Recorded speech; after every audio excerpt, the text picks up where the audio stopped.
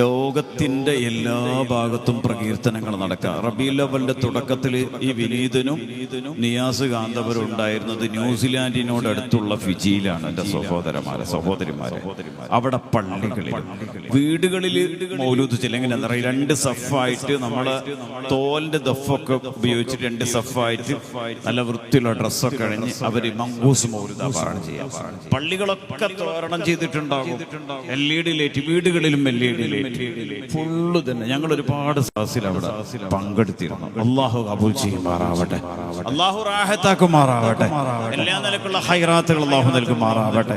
ഞങ്ങൾ ഡൽഹി പോയി അങ്ങനെ സിംഗപ്പൂർ വഴി അങ്ങനെ പോയപ്പോ ഏകദേശം ഒരു 16 മണിക്കൂർ യാത്ര ചെയ്ത് നാന്തി എയർപോർട്ടിലേക്ക് ഇറങ്ങി. അവർ സ്വീകരിക്കാൻ വേണ്ടിയിട്ട് അവിടെ എല്ലാ ആളുകളും വന്നു. അവിടുത്തെ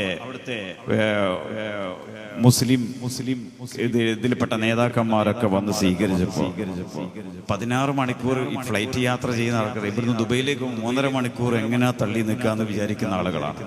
16 മണിക്കൂർ, 5.5 മണിക്കൂർ ഡൽഹി ടു സിംഗപ്പൂർ, അവിടുന്ന് ഒരു 10.5 മണിക്കൂർ കണ്ടിന്യൂ യാത്രയാണ്.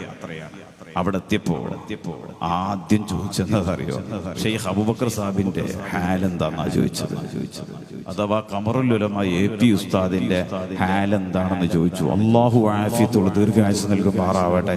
ഞാൻ ഫിജിനെ കൊണ്ട് പറയൽ ഭൂമിയുടെ ഒരു അറ്റം അത്രയും യാത്ര ചെയ്യണം. ആദ്യം സൂര്യൻ ഉദിച്ചു വരുന്ന സ്ഥലമാണ് എനിക്ക് തോന്നുന്നത്. അത്രയും യാത്ര ചെയ്യുന്ന സ്ഥലമാണ്. അള്ളാഹു ആഫിയത്തുള്ള ദീർഘായുസ്സ് നൽകുമാറാവട്ടെ. നിങ്ങൾ ആലോചിച്ചൊക്കെ, കേരളത്തിൽ നിന്ന് 2 ആളുകൾ അവിടെ പോയപ്പോ ആദ്യം ചോദിക്കുന്നത് നമ്മളൊക്കെ ഷെയ്ഖായ AP ഉസ്താദിനെ സംബന്ധിച്ചാണ്. ഇതിലും വലിയ അഭിമാനം എന്താ ഉള്ള സഹോദരന്മാരെ? നമ്മളൊക്കെ ഇടം പോയാൽ ആരെങ്കിലും പോയാൽ ചോദിക്കുക, ദുബൈയിലേറ്റം പോയാൽ കാപ്പാടിന്റെ ഹാലെന്താന്ന് ആരെങ്കിലും ചോദിക്കുക.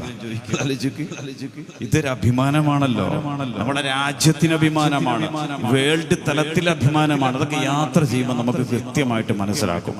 ഓരോ സ്ഥലത്ത് പോയിട്ടും ഓരോ പരിപാടിയിൽ പങ്കെടുക്കുമ്പോൾ അവരൊക്കെ ചോദിക്കുന്ന ഈ ചോദ്യമാണ്. ഓരോ AP ഉസ്താദിനെ കണ്ടിട്ട് പോലുമില്ല, നേരിട്ട് കണ്ടിട്ടില്ല, ഓൺലൈനായിട്ട് കണ്ടിട്ടുണ്ടാവാം. അള്ളാഹു ആഫിയത്തുള്ള ദീർഘായുസ്സ് നൽകുമാറാവട്ടെ.